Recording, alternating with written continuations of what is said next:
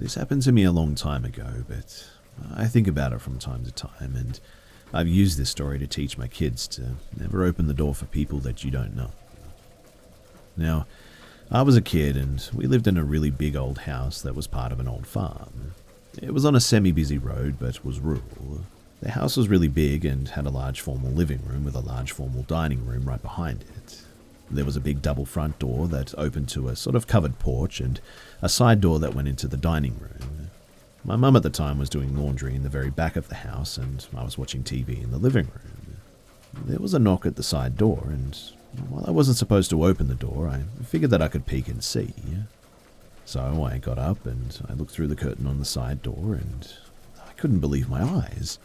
It was the Easter Bunny. Of course, looking back now, I know that it was a guy in a costume, but back then, I honestly thought that it was real. When he saw me too, he did a sort of little hop and asked me to let him in. I was kind of in shock and just sort of stared at him. He was in a pink suit and had a basket with eggs in it on his arm. He knocked again and acted really impatient. He said, "Little girl, are you going to let me in so I can hide these eggs for you?" Now, I wanted those eggs real bad, but he was a stranger, right? But he was also the Easter Bunny. Can the Easter Bunny be a stranger? So I asked him who he was. He sighed and said, "I'm the Easter Bunny, and you have to let me in right now so I can hide my eggs. Invite me in. You have to, or you won't get any." I reached out to unlock the door, but all of a sudden I then got a sick feeling in my stomach and decided that I should probably check with my mum first. So I told him that I was going to go and ask my mum. He said, "No, you have to invite me in. I'm here to see you. These are for you." I thought about it, and he had started to freak me out, so I yelled for my mum and I ran to tell her. I ran back to the laundry room and tell my mum that there's a big Easter Bunny at the front door and he wants to come in the house. My mum laughs and says, "Well, let me go and see." So she walks to the front door and, of course, Bunny Man, he's gone. Like, no trace of him anywhere. So my mum thinks that I'm a big fat fibber and made me sit on the couch and think about being a liar. And hours later, my dad comes home from work and he tells my mum that there was a robbery a couple of miles away. A little boy had apparently opened the door and a man had tied him and his mum up and robbed them. I only found out years later, too, that the guy had beat up that mum pretty badly. There was no mention of a bunny suit or anything, but what better way to get kids to let you in, right? Anyway, that was strike one for our house, and next is strike two.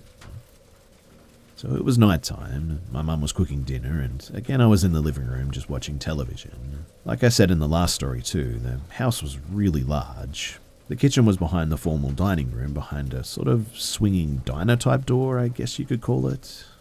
But Mum was in her own world, and I'm minding my own business, and there's a knock at the door again. I peek out, and this time it's actually a kid. She's bigger than I am, but she's still a kid. I thought it was a bit weird that a little girl was at the door at night, so I opened it. There was this little girl, and she was crying hysterically. She was covered in blood from head to toe. I ran and got my mum and told her that there was a kid at my door. And man, my mum was not feeling me. She was still holding a grudge over the whole Easter Bunny thing or something because she kept saying, "Are you sure it's real this time?" But then I remembered the blood and I told my mum she has blood on her hair and on her face. And that made her drop everything and run to look. She saw the little girl and asked what had happened, and apparently there was a car accident. It was right at the front corner of our property. Honestly, it was a bad wreck too, and I don't know how we didn't hear it, but my mum and I grabbed a blanket and wrapped the girl up. She yelled at my dad to get off the toilet and to come help her. She told me to call 911 and tell them that there was a bad crash and people were hurt. But my parents ran out to the accident and left the girl on the couch. I called 911, then peeked out to see if I could see anything. The car was upside down in our yard, and her dad was freaking out. My mum was in the car with the girl's mum, and my dad was with the dad trying to calm him down. But the weirdest thing was that time just really seemed to move so slow. But eventually, every cop, ambulance, and fire truck in the town pretty much showed up. They got it under control, and my parents came back inside. Paramedics came and got the little girl too. Of course, they weren't going to tell me anything because I was just a stupid kid, but I heard my mum talking to somebody on the phone. I'm guessing it was the dad, a few days later. And the little girl had allegedly a broken arm and a broken leg. She had been so strong to be able to get help for her parents. And quite honestly, she was pretty much my hero for years to come. The dad had a concussion and a broken arm, and the mum was pretty messed up. She, unfortunately, wasn't wearing a seatbelt and had gone through the windshield. He had a massive head injury and kept asking, "Where am I? What happened?" just over and over. Thankfully, she did survive, but that was strike two for our house. The traffic in the road after that, too, was always too dangerous for us kids to play outside. Now, the next story started on a Wednesday night. I only remember this, too, because my dad, he played poker on Wednesdays and was never home until really late, like 1 or 2 in the morning. My mum and I were laying on the couch together, just watching a TV show, I think. My brother was very young and he was already in bed. We had the lights off, and the TV was one of those big old console kinds. You know the type, really chunky and squarish. It was right next to the front door too, and I don't know when I first noticed him, but something made me look over to the window in the door. It had curtains that you could see through, but unless you were super close, it was hard to tell who or what was on the other side. But I definitely saw movement out of the corner of my eyes, so my full attention turned there. And I could see a man just standing there. He was wearing a cowboy hat and was fiddling with something in his hands. Now, this house was not close to anyone at all. Our nearest neighbor was like over half a mile away, in fact. So there really was no chance that someone thought that they were at a different house or it was just an innocent mistake. Upon seeing this, though, I tapped my mum on the shoulder and slowly pointed at the full silhouette of a man very clearly holding a handgun. And my mum, man, did she move fast. She grabbed me and silently ran me into my brother's room and told me to not make a sound. She scooped up my brother and we ran to the back hallway into the kitchen where she grabbed the phone to call the police. But the line, it was dead.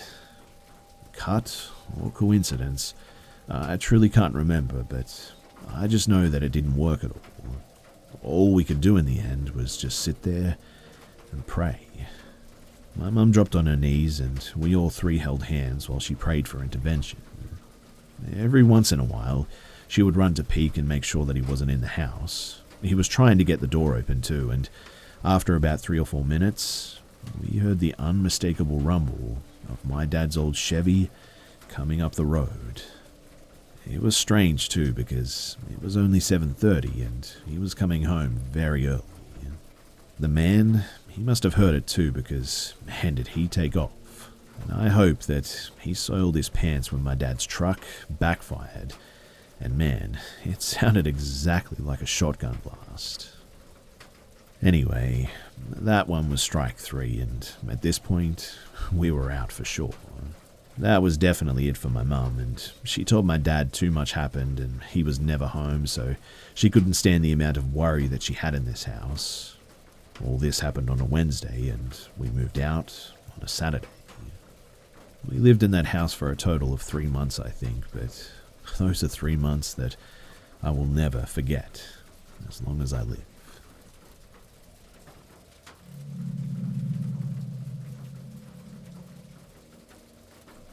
So yesterday night, a group of around 7 friends and I decided to play live action Among Us. It's a super popular game right now, and since there aren't a lot of Halloween activities happening due to COVID, we decided that this would be fun for the October feeling. If you don't know what Among Us is, it's basically a game where up to 10 people are crewmates who must perform tasks, but 2 of these crewmates are alien imposters trying to kill the crew off one by one. When a body is found, crewmates can try their best to pick out who the imposter is. Anyway, we all had flashlights and glow sticks. Glow sticks are left where bodies are found and flashlights are to see. So we decided each task was about 20 seconds in total, placed at different points on my friend's property, dense woods. And towards the end of our game, I was standing at a tree doing a task. Everything was fine. I don't really fear the dark of the woods, so I felt totally content. But then I felt it. Someone was next to me. I didn't hear leaves crunch, so I was really confused as to how they got next to me like that. I initially thought that it was one of my friends who was the imposter sneaking up to kill me, but it wasn't, and I froze. I literally fawned next to this massive tree, hands extended to mimic doing my task. After a full minute of dead silence, even the noises of the forest stopped.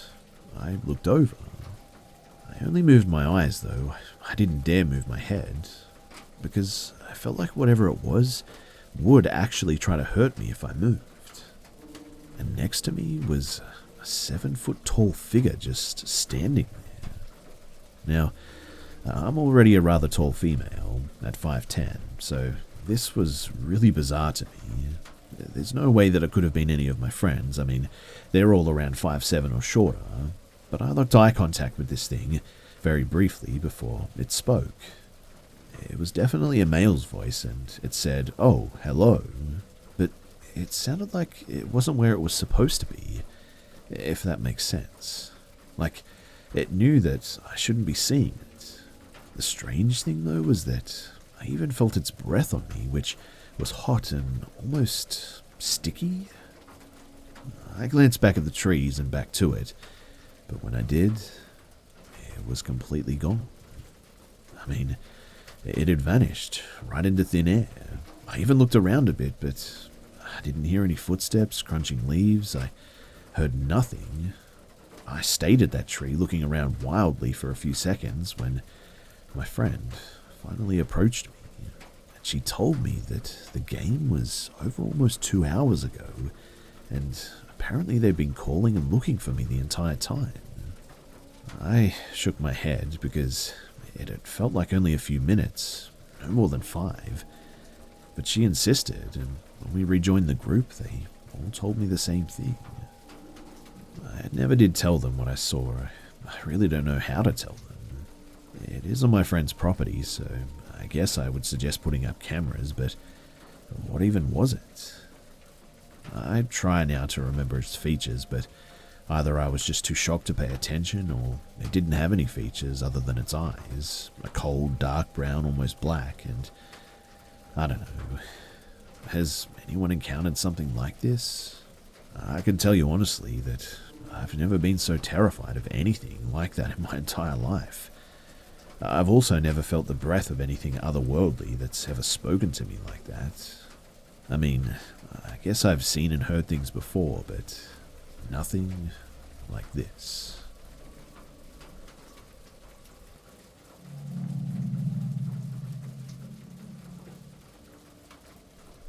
All my life I've been living in different houses because I rent. And well, my story happened when I lived with my parents, but we also rented. And it started when I was 11. It was a normal midnight when I heard someone crying in the living room. So my first thought was that it was my mum and dad, and they'd had a discussion and she was there crying because it was a female voice.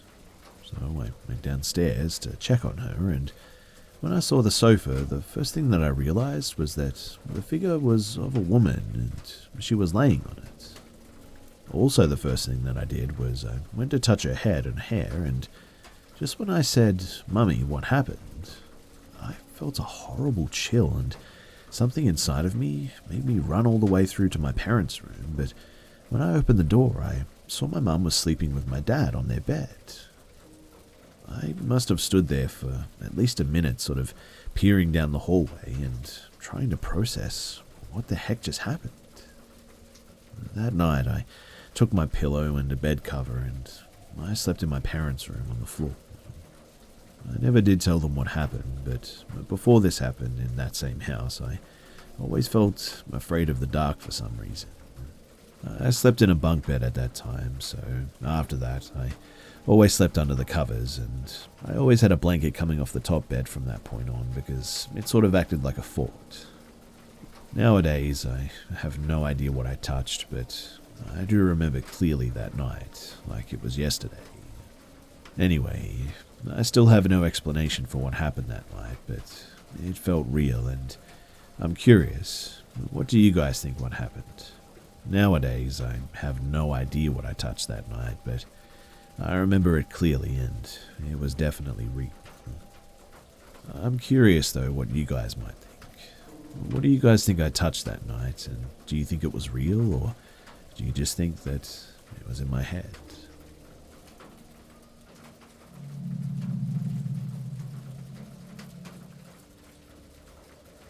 This happened 3 years ago, but requires some background. My best friend and I grew up in a sleepy wannabe New Jersey Central Florida town, and we were the outcasts. We had met in 6th grade when I overheard her talking to another classmate about bionicles, my 11-year-old self's passion at the time. But we became fast friends and soon were inseparable too. Soon began the gauntlet of sleepovers, birthday parties, and family gatherings. We were practically siblings. She was the first person that I'd come out to as bisexual, and in turn I was the first person that she told about being trans. Her home life was tumultuous, though I can't say mine was any better. In fact, we often had a habit of taking refuge at each other's houses. Like I said, we became like siblings. Now, her father was an alcoholic, strict and prone to physical discipline. Her sister was a stuck-up girl who soon gravitated towards the hicks and the jocks when we entered high school, and her mother was a pseudo-vegan hippie love child held over from the 80s. When I was 23, herself 22 at the time, we had another long night of sleeping over in order to let her escape yet another fight with her mother. She had recently lost her job at Walmart, and I was going into my first shift at Taco Bell the next day. On the drive home the next morning, she excitedly told me that since she now had her own vehicle, she would be applying at pizza places that were in need of a driver, and I was proud. It was the first time she hunted for a job on her own, as I'd usually been the one to coax her to apply where I was working. Not that she ever lasted very long. But anyway, my first day of training goes by quite well. My co-workers are friendly and try to get me to talk more. My manager likes to playfully embarrass me, a fat white guy, by trying to get me to talk hood to the other workers. Being a training day, it wasn't a very long shift, but I'd been up early in anticipation, and this was my first day on a job in a few months. I got home around noon and informed some of my internet friends that my first day went well, and around 5 p.m, I started to bed down, drained from a good day. As I'm preparing to lay in my bed, I get a stream of messages, her lamenting another fight with her mother and asking if she could come over. Now, I had started to grow a bit weary of the fights on their end. I had begun to repair my relationship with my family and a few friends as well, and I had given her advice many times on how to better approach things, and in my infinite wisdom and eagerness to sleep, I left the message on read and drifted off into slumber. Around 8 p.m, I am awakened by her bursting into my room in a panic. Having just been ripped from a dream, I'm groggy and disoriented. I drag myself to the bathroom to relieve my bladder and come back to my room, finding her rocking back and forth on my bed. It's at this time that I notice that she's covered in blood, so I ask what happened. She informs me that she just saw someone murder her mother with a knife. My mind goes blank, and in the deepest parts of my mind, alarm bells start ringing. Isn't the rocking back and forth a bit overdramatic? Why didn't she call the police? But this is my best friend. I've known her for over a decade now, and we were the only two people in the world that we could count on. So I suppress it, and I go and inform my sister and my stepfather. My mother had passed the year prior, and it was roughly a month to the anniversary of her death. We were all in a dark place, antisocial as always. It was the only way that we knew how to handle the emotional issues. When I inform my family, they immediately go to the same place as I had, though they're far more vocal about it. I offer excuses. I knew myself were flimsy, and I returned to my room, phone in hand.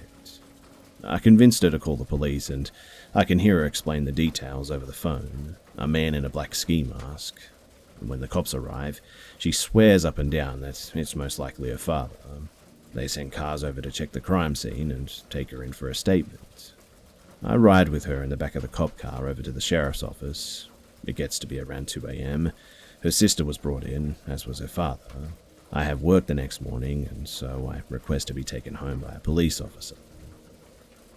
It takes me a while to go to sleep that morning, and the next day at work I'm really quiet, until my manager asks me what had happened. I inform him, but decide to work the rest of my training shift. And when I get home, my sister informs me she had confessed. Her mother threatened to kick her out for not being able to find a job, and in a rage she had taken a kitchen knife and stabbed her repeatedly. My mind froze like a bad computer, and I turned to face my monitor. I was in a Discord call at the time, and all I could weakly say is, my best friend confessed to murdering her mother before hanging up and just laying on my bed. Her last trial was the 7th of this month. I don't know the results, though my grandmother tells me that she took a plea deal for life in prison rather than the death penalty. I must admit that part of me wants to contest that, to demand that they take the death penalty for ridding the earth of such a peaceful and caring woman's shadow. A larger part of me, though, is just glad that she's being punished at all.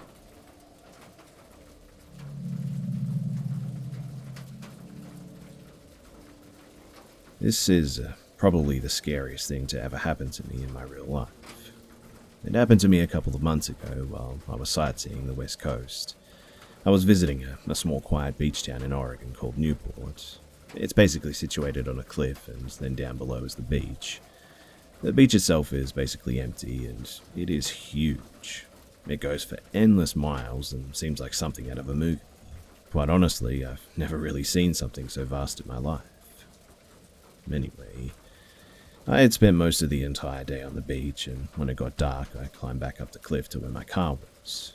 I had originally planned to sleep on the beach in a tent that I had brought, but it was starting to rain, so I figured that I would just sleep in my car. I'd been traveling all over OR and CA for the last month, seeing national parks and stuff, and sleeping in my car most nights anyway. And this was literally the perfect quiet little beach town, so I figured no big deal. I got to my car, which was parked in this public lot for beachgoers at the top of the cliff, but next to my car was this sign that said no overnight parking that I hadn't seen before, so I figured, dang, I guess I'll just go find another spot close by. So I looked on the maps on my phone and saw that 10 minutes away on the outside of town was a nature preserve. As I mentioned earlier, I'd been staying at national parks and stuff, so I figured that would be a nice place to stay. But the weather was beginning to get significantly worse too, and I figured that I should hurry. I drove pretty fast, and by the time that I got there, it was completely dark and stormy. I entered the nature preserve, which was a single road that followed the cliff line on the coast for a couple of miles, with nothing but trees on one side and the beach on the other, and no cars, no house, no building, no people for what seems like forever. As I drove down the road a little ways, I began to feel a little uneasy.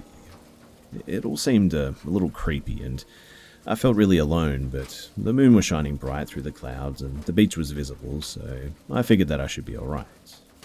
I found a great peak spot on the cliff overlooking the beach and decided to back my car up on it and take a rest. I opened up the back of my Jeep and climbed in, and eventually I fell asleep.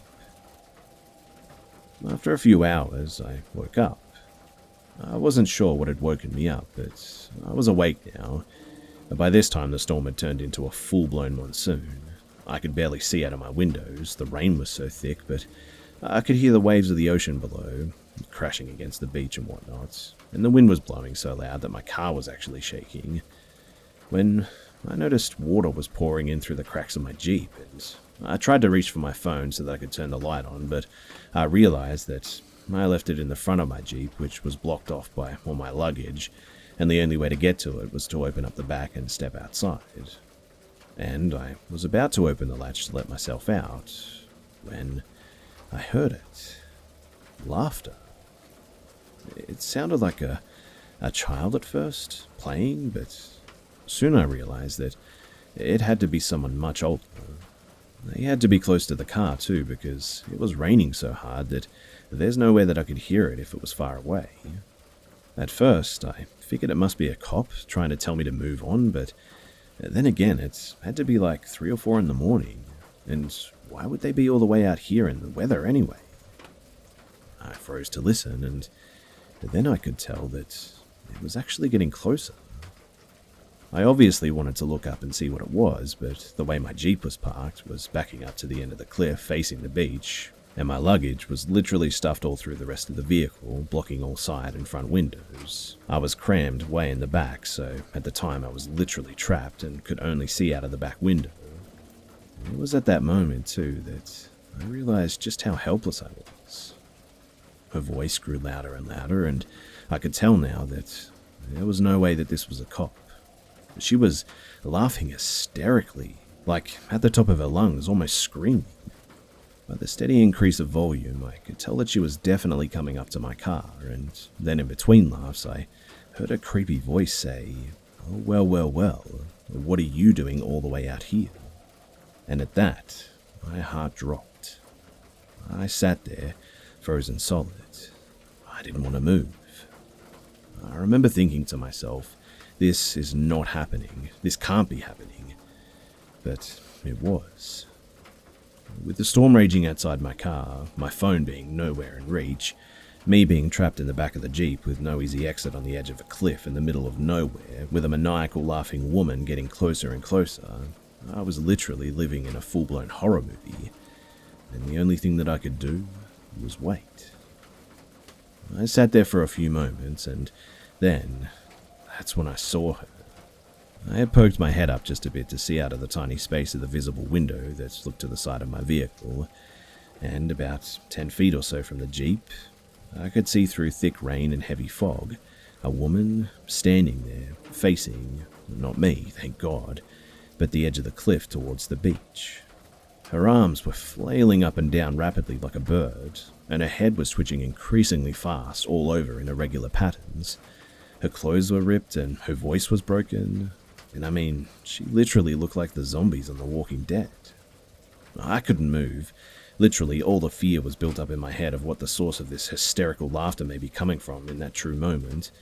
I tried rationalizing the situation to myself, like she's on drugs and has lost her mind, or this is someone joking, or literally anything, but every time I tried, I would peek up and see this as something just unexplainable. I mean, it made no sense. How the hell would someone be out here in what I'm pretty sure was a Category 5 monsoon, miles away from anything, no car, freezing temperature, standing up, screaming in the dead of night? I found it hard to believe myself, but there she was. She kept laughing hysterically, shaking her body all over as if she was fully possessed. I couldn't understand what word she was actually shouting in between the laughs, but it sounded demonic, and I was truly mortified. By the grace of God, I ended up finding a significantly large hunting knife stowed away in the bag next to me in the back of the Jeep, and after taking one last good look at the bewildered wild devil witch woman, I decided that it was time to say a prayer and try my best to sleep. I honestly don't know how I managed to do that. I don't think I got much in the end, because if I remember right, she probably stayed there for another 30 minutes, howling at the moon, but somehow I did, and the next morning when I woke up, I slowly stepped out of the Jeep, knife in hand of course, and I looked around, and there was nobody there. It was almost as if it never even happened. The sun was shining now, and the beach was calm. It was just me, and me alone. And it was time for me to get the hell out of here.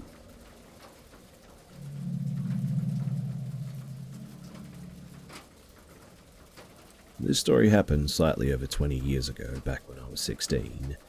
During this time, I lived with my mum and stepdad in a remote area, 70 miles west of Las Vegas, Nevada. So I had gone out to visit my friends, being allowed to drive myself for the first time ever. I had a lovely time watching a movie and getting food together, until it was time for me to head home. The curfew I was given was 10 p.m. with the caveat that if I was running late for any reason, to find a payphone and call. The night wrapped up around me and my old 71 Chevy pickup, as there were no street lights or houses for most of my way home. As I pulled up for the first two of the stop signs, I could see an older sedan. Old cars are still pretty common in that area. Stopped with its hazards on. I pulled up behind it and waited as a man in his 30s or 40s started walking towards me from the driver's side. Even at this point, I didn't have any alarm bells going off. Being in the middle of the desert, providing assistance to stranded people was pretty common here. The people rapidly get into severe problems there, but not having enough water when a vehicle breaks down, or not realizing that, well, it's a desert, people die wandering delirious away from the highway trying to find help. So it was pretty common to stop and help others. Anyhow, I rolled down my window, and as he came abreast to my door, I could immediately smell the liquor. I could also see another man in the passenger seat, and as this was before anyone that I knew had cell phones, and the nearest payphone was like a good 10 minutes drive ahead, I didn't have a way to call the cops on a drunk driver immediately. But the man explained that his car stalled and asked if I could help them out. I asked if his car was a stick shift, which it was, so I asked if he was familiar with push starting it. He said yes. So I agreed as gently as I could to push their car with my truck while they turned the engine over. For anyone that isn't familiar with this, it's a way to start a manual car that's having a battery or starter issue, specifically to get it somewhere to work on it.